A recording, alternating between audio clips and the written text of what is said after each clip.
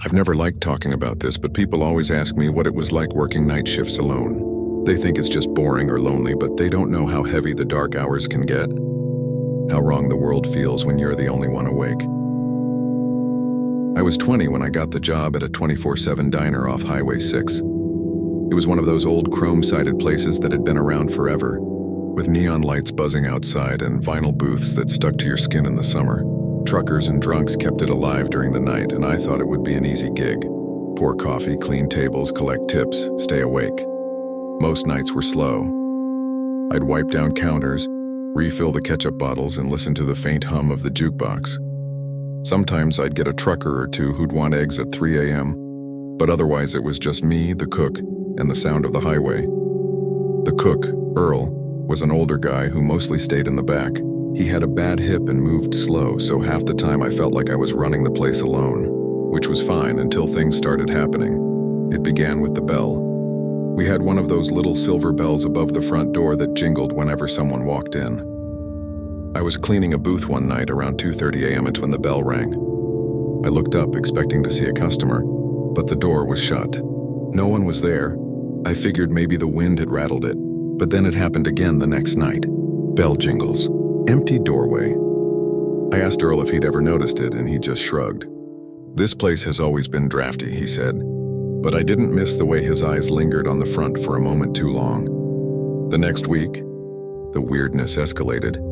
I was refilling the pie case when I noticed something in the reflection of the glass. At first, I thought it was me, until I realized the figure was standing several feet behind me by the booths. Tall, thin, with a shadow that didn't seem to match the light. I spun around, heart racing. The booths were empty. When I turned back, the reflection was gone. After that, I couldn't relax. I started jumping at every sound. The jukebox would sometimes turn on by itself, blaring static before cutting off. Coffee mugs I'd set down would slide a few inches across the counter when my back was turned. The worst was the bathrooms. We had 2 single stalls at the back of the diner.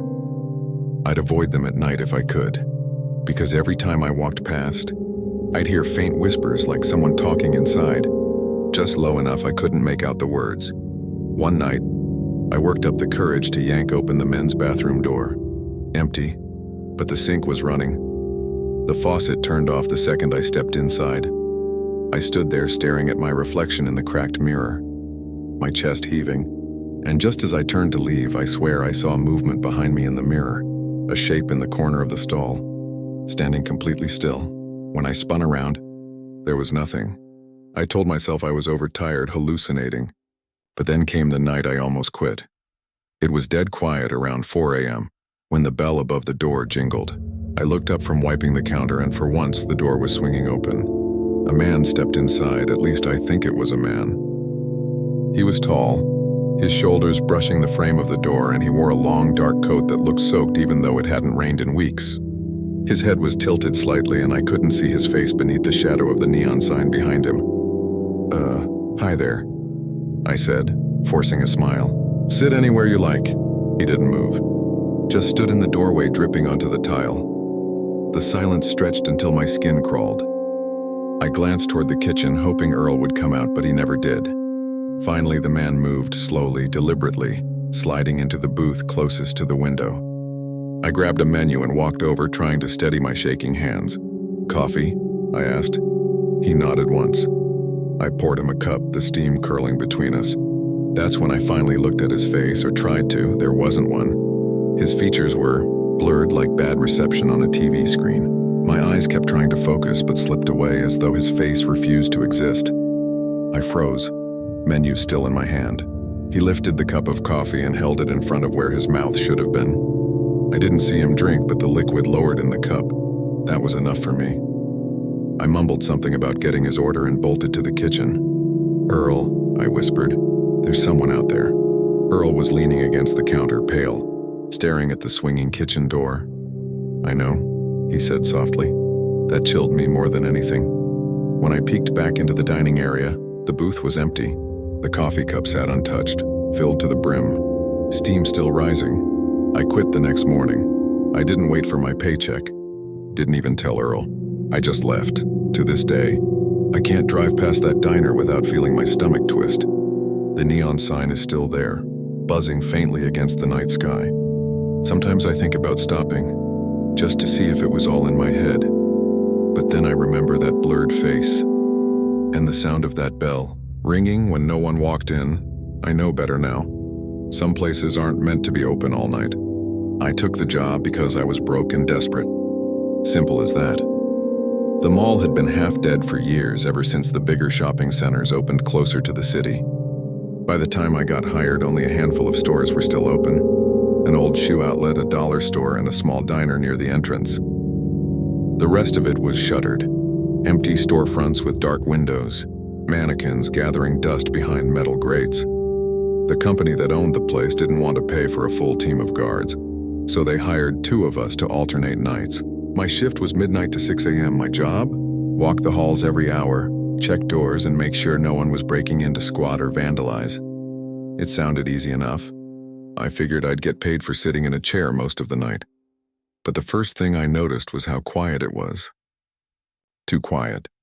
When the last of the late-night customers trickled out and the diner closed at 11, the place went dead. The air inside the mall felt heavy, stale, like the building itself was holding its breath. Even the hum of the fluorescent lights couldn't cover the silence. My first night, I sat in the security office staring at the monitors. 20 cameras, most of them pointed at empty halls or dark storefronts. Watching them felt wrong, though. Every time I looked away, I felt like something was shifting, like the angles were changing. I laughed it off. Paranoia, I told myself. But then came the sounds. Around 2 a.m., I heard footsteps echoing from the food court. Not just faint taps, heavy, deliberate footsteps. I grabbed my flashlight and walked out, calling, "Mall security! Anyone here?" The food court was deserted. Plastic chairs stacked, soda machines unplugged. My light swept over everything, catching motes of dust swirling in the air. But the sound didn't stop. Footsteps, coming from above. I tilted my light up toward the second-floor balcony. For just a second, I saw a figure leaning over the railing watching me. By the time I blinked, it was gone. I told myself it was a shadow. I told myself a lot of things, but the next night it happened again. This time I heard laughter. A child's laugh, high-pitched and echoing, bouncing down the halls. I froze in the middle of the concourse, flashlight trembling in my hand. "Hello?" I called. The laughter cut off instantly. I swept the light over the shuttered storefronts, but all I saw were the empty grates and mannequins staring blankly from behind dusty glass. And then one of the mannequins moved, just slightly. A twitch of the hand against the glass, I backed away, muttering, "Nope, nope, nope," until I was back in the office. When I checked the cameras, one of the monitors had static. Just one, the one pointed at that storefront. I switched it off. The third night was worse. It was close to 4 a.m., that dead hour where time feels like it stops. I was making my rounds, trying not to think about how many empty eyes were staring at me from behind display windows. As I passed the old toy store, I heard music. A faint tinkling like a music box. I froze. The store had been closed for years. Still, the music played, soft and sweet. Against my better judgment, I stepped closer. The grate was pulled down, but I crouched and peered under the dusty metal. That's when I saw it. A small wooden horse, the kind you'd find on a carousel, sitting in the middle of the floor. It was rocking slowly, forward and back, forward and back. There was no breeze, no reason for it to move. The music stopped, and the horse stopped rocking. I bolted. When I got back to the office, I slammed the door shut and locked it. My chest was heaving, my hands shaking so badly I could barely hold the radio. That's when I heard the knock. 3 slow knocks on the office door. I didn't answer, didn't move, didn't breathe. After what felt like forever, I checked the monitor.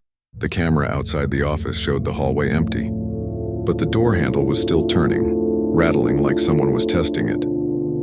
I called my supervisor that morning and told him I was done. He didn't even sound surprised. Just told me to leave the uniform in the office. I didn't argue. On my way out, I passed by the food court one last time. Sunlight was starting to stream through the skylight, chasing away the shadows. For a moment, I thought maybe I'd imagined it all. Then I noticed something scratched into one of the tables. It wasn't there before. 3 words, carved deep into the plastic. "See you tonight." I walked faster. I've never gone back. But sometimes, when I close my eyes, I hear that faint music box playing, and the creak of a wooden horse rocking in the dark. People laugh when I tell them cleaning offices at night was the scariest job I ever had.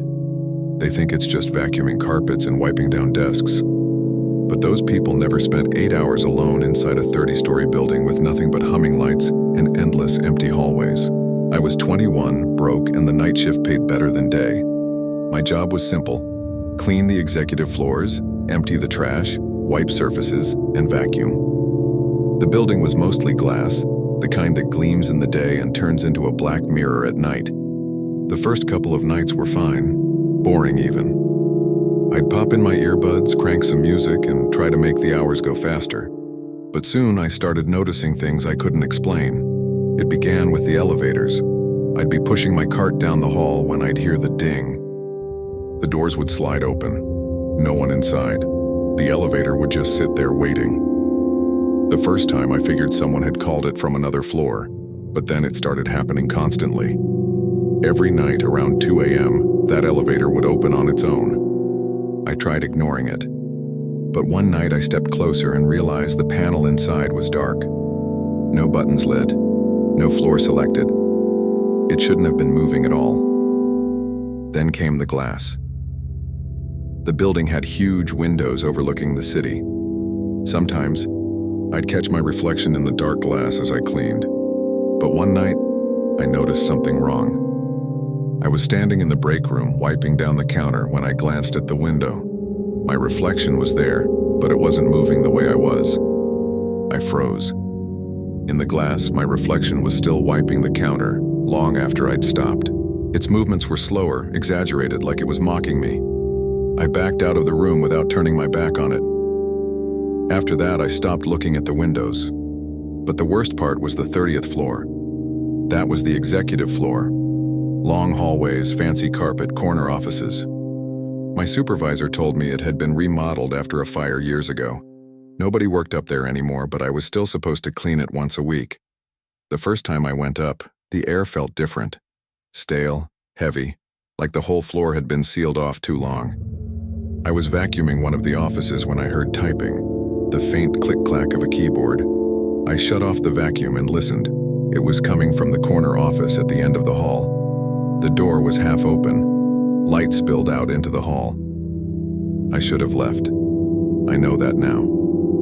But I pushed the door open. The office was empty. But the computer on the desk was on, the screen glowing. Words filled the document on the screen, line after line. Get out, get out, get out, get out. I stumbled back, heart slamming in my chest. The monitor flickered and went dark. I left the vacuum behind and bolted for the stairs. After that night, I begged my supervisor not to assign me to the 30th floor again. He just shrugged. "You're not the first to complain," he said. That didn't make me feel any better. The final straw came a week later. I was on the 28th floor, emptying trash cans when the power went out. The entire building plunged into darkness. My flashlight barely cut through the black, the beam shaking in my trembling hand. That's when I heard it, the elevator ding. But it wasn't the normal ding. It was distorted, drawn out, like the sound was underwater. The doors slid open at the end of the hall, and something stepped out. Tall, thin, wrong. Its arms were too long, its head tilted unnaturally. I froze, light trembling in my hand. It moved slowly, deliberately, scraping its fingers along the wall as it walked toward me. I bolted down the stairwell, slamming doors behind me, racing floor after floor until my legs gave out. By the time I made it to the lobby, the lights were back on. Everything looked normal, but I wasn't going back. I quit that night, left the cart, the keys, everything. Sometimes, though, when I pass by the building, I swear I see movement in those black windows. A tall shape, watching, waiting.